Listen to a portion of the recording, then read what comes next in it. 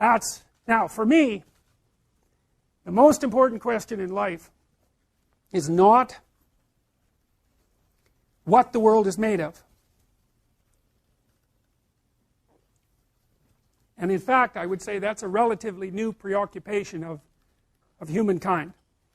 You know, we didn't really formalize, you could say that the ancient Greeks laid the groundwork for the emergence of an empirical science. And then it emerged more formally with Bacon and Descartes and Newton 500-600 years ago. Not very long, like a blink of the eye in human terms. Before that,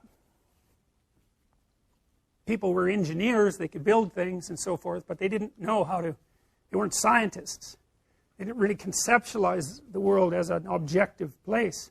We do that automatically because science has seeped so far into our set of presuppositions. That doesn't make us good scientists, by the way, but it does make us believe that the fundamental reality of the world is an objective reality. And I'm not going to dispute that particularly, but leaves one set of questions unanswered, probably by its nature, because it wasn't designed to answer the question, and that question is, how should one conduct oneself in the world?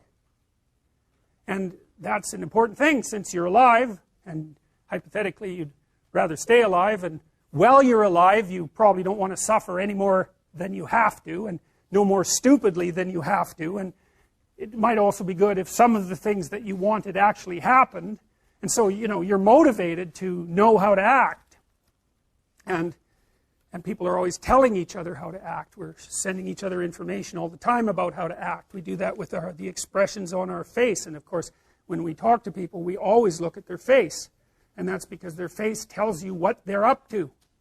You know, if they're smiling and paying attention to you, well, then you can assume that you're doing something right. And if they're looking annoyed or disgusted, that's a particularly bad one, then you might think, you might take a hint from that, especially if, you know, 3 or 4 people are doing it at the same time. And so we're reflecting some ideal to one another constantly.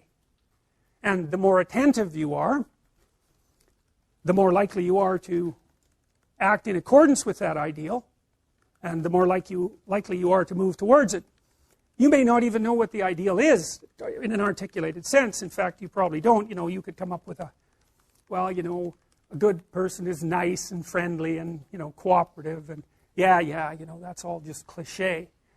But you don't, you know, your conception might be very hollow. It's very likely that it's very hollow, even though you may be able to act in a very sophisticated manner.